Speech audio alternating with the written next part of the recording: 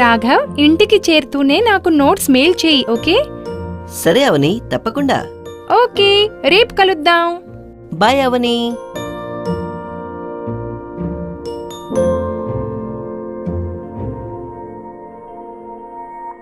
నీ క్లాస్ ఎలా జరిగిందమ్మా? క్లాసు బాగానే ఉంది నాన్న. నాన్న, మీ చేతిలో ఏముంది? నేను దీన్ని చూడొచ్చా? అరే, ఇదొక పాంఫ్లెట్ అవని. ఇదిగో చూడు. ఈ మహిళ ఎంత అందంగా కనిపిస్తోంది. ఈమె ఇంత అందంగా ఎలా కనిపిస్తుంది?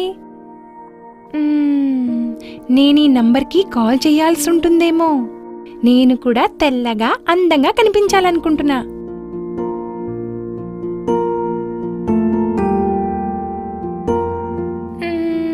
నాన్న, నేను మీ ఫోన్ తీసుకోవచ్చా? నువ్వు రాఘవ్కి కాల్ చేయాలనుకుంటున్నావా?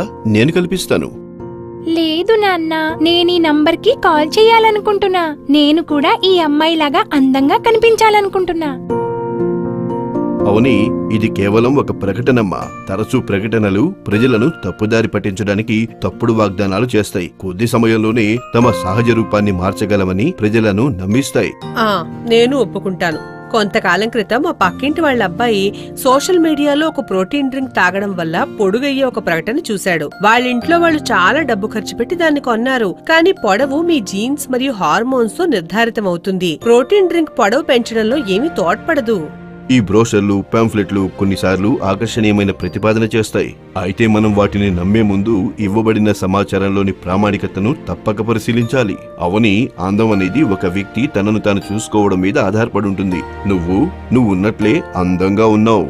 థ్యాంక్ యూ అమ్మా నాన్న, నాకు మంచికి చెడుకి తేడా తెలిపినందుకు, ప్రాముఖ్యతను వివరించినందుకు. నేను ఈ విషయం మా ఫ్రెండ్స్ తో కూడా షేర్ చేస్తాను.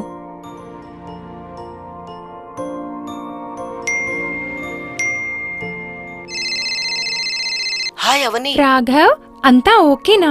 ఏదో కంగారులో ఉన్నట్లున్నావు. నేను సోషల్ మీడియా చెక్ చేస్తుంటే అక్కడ ఒక వాచ్ ప్రకటనని చూశాను. అందులో 80% క్యాష్ బ్యాక్ ఆఫర్ ఉంది. నేను ఇది కొని మా నాన్నకి సర్ప్రైజ్ గిఫ్ట్ గా ఇద్దామనుకున్నాను. ఆ సైట్ క్యాష్ బ్యాక్ ఆఫర్ కోసం కార్డు డీటెయిల్స్ అడిగింది. నేను నాన్నని అడగకుండానే ఆయన కార్డు డీటెయిల్స్ నింపేశాను. ఓ నో, అప్పుడేమైంది? నేను డీటెయిల్స్ నింపగానే వెంటనే పేజ్ రీలోడ్ అవడం మొదలైంది. ఇంతలో మెసేజ్ వచ్చింది, ఆఫర్ ఇన్వాలిడ్ అని. నేను చాలా కంగారులో ఉన్నాను. ఒకవేళ వాళ్ళు మా నాన్న బ్యాంకు డీటెయిల్స్ ని దురుపయోగపరిస్తేనో నేను ఇప్పుడు ఏం చేయాలి? ఇది చాలా ప్రమాదకరం రాఘవ్. ప్లీజ్ మీ అమ్మా నాన్నలతో వెంటనే మాట్లాడు. వాళ్ళు వెంటనే ఏదైనా యాక్షన్ తీసుకుంటారనిపిస్తోంది. అలాగే అవని, థ్యాంక్ యూ, బాయ్. రాఘవ్, నువ్వు బానే ఉన్నావా? అవునమ్మా, ఏమైంది? నువ్వెప్పుడు నీ ఫోన్లో బిజీగా ఉంటావు. చాలా తక్కువగా మాట్లాడుతున్నావు. అమ్మా, నేను నీతో ఒక విషయం షేర్ చేసుకోవాలి. నా వల్ల పొరపాటు జరిగిందని నాకు అనిపిస్తోంది. ఏమైంది రాఘవ్? నేను నాన్నకి తన పుట్టినరోజుకి ఒక సర్ప్రైజ్ గిఫ్ట్ ఇవ్వడం కోసం ఆన్లైన్ లో ఒక గడియారం కొనడానికి ప్రయత్నించాను. సైట్ కార్డు డీటెయిల్స్ అడిగితే నేను నాన్నని అడగకుండానే నాన్న కార్డు డీటెయిల్స్ ఇచ్చాను. ఇంకా కన్ఫర్మేషన్ లేకుండానే సైట్ క్రాష్ అయిపోయిందమ్మా.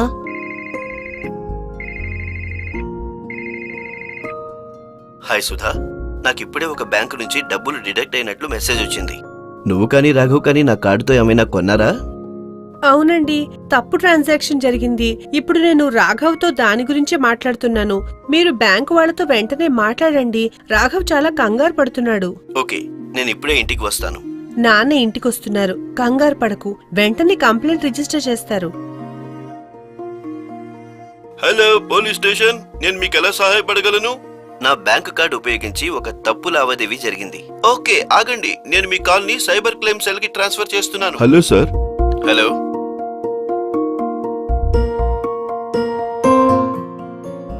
నాకు అర్థమైంది సార్. మీ దగ్గర ఏదైనా అడ్వర్టైజ్మెంట్ కానీ వెబ్సైట్ స్క్రీన్ షాట్ కానీ ఉన్నాయా? దయచేసి వాటిని మాకు షేర్ చేయండి. ఒకవేళ ఎవరైనా అనుచిత లేదా తప్పుడు ఆఫర్ లేదా బెదిరింపు సమాచారాలు పంపితే మీరు పోలీసులకు ఫిర్యాదు చేయడానికి అస్సలు సంకోచించొద్దు. సార్, మీ సలహాకి ధన్యవాదాలు. ఇది చాలా ఉపయోగకరం. మీరు కంగారు పడకండి, మేము కేసును విచారిస్తాం. అమ్మా నాన్న, నన్ను క్షమించండి. నాన్న, నేను మీ బర్త్డేకి గిఫ్ట్ ఇచ్చి సర్ప్రైజ్ చేద్దాం అనుకున్నాను. ఓహో రాఘవ్, పర్వాలేదు నాన్న. ఇక మీదట నువ్వు జాగ్రత్తగా ఉండు చాలు. రాఘవ్, నువ్వు నీ ఆన్లైన్ ట్రాన్సాక్షన్లను చెక్ చేసుకోవాలి. ఆన్లైన్ ట్రాన్సాక్షన్స్ వల్ల శారీరక మానసిక ఆరోగ్యానికి నష్టం కలిగించుకోకు. అవునమ్మా, నాకు అర్థమైంది.